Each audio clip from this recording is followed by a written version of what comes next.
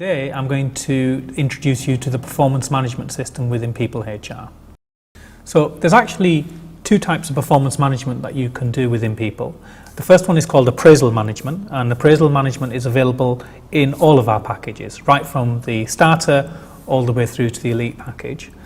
Performance management, which is what we're going to talk about today, is a more specialized mechanism, and that's only available in the professional package upwards. So let's go and explore performance management from a few different areas. First of all, we'll take a look at how to set it up.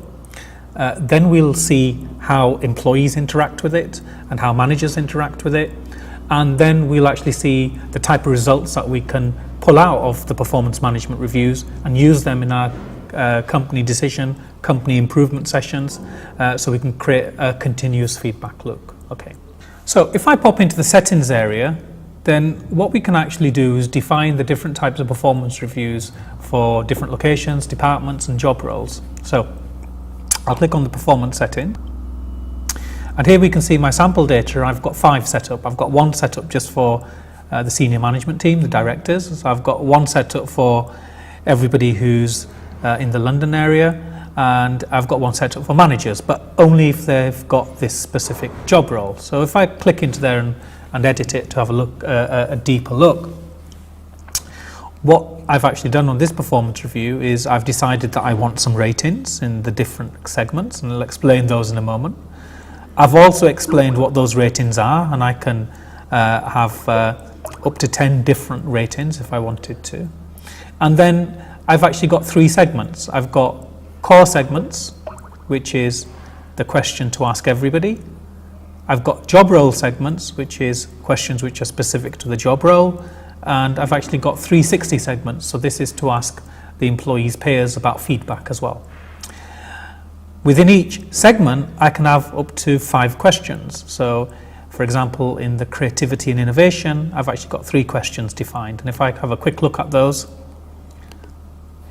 they are creative thinking, inspiring others, and tangible changes. And if I go in and edit one of these questions, I can actually see the help text, and I can also choose the type of question it is, whether it's just a question that's going to prompt the employee for some text, or whether it's going to prompt them for a slider, which allows them to score, and some text. And more importantly, which core value is this question linked to? And that's quite important, because the idea behind the performance management system is that you can change the questions and you can actually change the nature of the questions, but they should all link back to the same core value. And we actually advocate that you should be changing the questions between one performance review and the next to get people to think differently, but their answer should always go back to the core value, the core value that your business exists for. Okay. So let's go and have a look at how a performance management review looks from the perspective of an employee and a manager. Okay. So I'm just going to pop across to Amelia's record. Amelia's an employee, and if I go into her performance review section, there's actually currently an open performance review. If I click on that, then I'm presented with a screen which allows me to look at all of the questions and answer them. As an employee, what Amelia can do is click on one of the segments, read the question, and then answer it. So this is actually a slider question, so she can choose a slider and she can put her text in. If the question was just a text question, then we would just be able to enter the text and hit save. Once Amelia has finished entering all of the answers to the questions, she can simply share her performance review. Sharing a performance review will send an email to the manager informing them that the performance review has been completed, and then the manager can log in and actually enter their own responses to the same questions. And I'm currently logged in as an administrator, so I can flip between these quite easily. But if I wasn't, then Amelia would not be able to see the manager's responses until the manager had shared their responses. So in this case, as a manager, I can go in and start to fill in my answers. So again, I can choose the performance review indicator. But while I'm doing this, I can also see the answers that Amelia made. So this would be useful as part of my process of completing my answers to see what the responses were. Okay. Once I've done that, I can share my performance review as a manager with the employee, and in this case now the employee Amelia would get an email letting her know that I've shared my performance review, and she can actually sign in and check what my responses are. Once we've both sat down and agreed the performance review, it can be closed. A couple of optional things here that you can do is that you can also have 360 questions. 360 questions allow a manager to pick any employee and send them an email asking them to complete a questionnaire reviewing the performance of the employee. So in this case, we have a couple of people who've responded, and as a manager, I can see what those responses are. When I come to do the sit-down meeting, I can click on print, and that will print out all of the employees' questions and answers, all of the managers' questions and answers, and also all of the 360 questions and answers, so I can review those as part of the process with the employee. Another optional section is goals. Goals allow the manager and the employee to sit down and put together a key set of goals which need to be reviewed on a regular basis. And the great thing about goals is they can transcend performance reviews. So you can have a goal that's open for a year and a half, or something that only lasts for 6 months. Once a goal has been defined, then the employee can check in on a regular basis and update their progress against the target, and also provide any commentary or evidence in the form of files to say how that progress has actually been achieved. The diagram here allows the employee and the manager to sit down and actually decide what the priorities are in goals, so the key ones can be focused on first. Let's go and take a look at the performance dashboards now.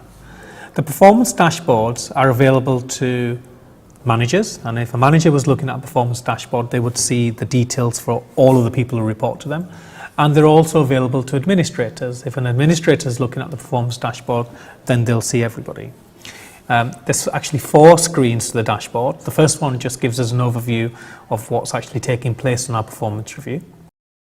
The second screen will actually allow us to see what the status of the performance review is. So as a manager, for example, I can come in here and filter on everybody who's not yet started the performance review and maybe go and have a private word with them.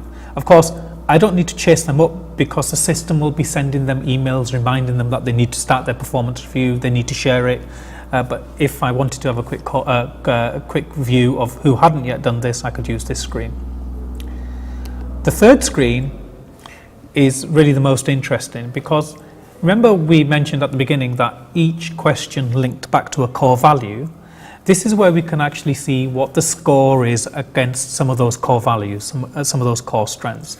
So if I wanted to see who's really quite good at culture and productivity within my organisation, then the system will go through and look at every question on this performance review that was about culture or productivity, and then it will take an average of those, total them up, and then give me a list of all of those people who are within the top 10. And in fact, I can scroll down and see who my star performers are, and I can also check to see who those people are that may require a little bit of help in order to improve their scores. The final screen allows me to look at how progress has been made during the past performance reviews. So the best way to look at this screen is probably click on all employees. So here I can actually see that comparing the December 2017 and 2016 reviews, I've had some variations on scores, and generally speaking most people have got better, but this particular person here has actually dropped on their score, so it highlights to me that I might need to go and have a conversation with this person, or maybe introduce some additional coaching or training as well.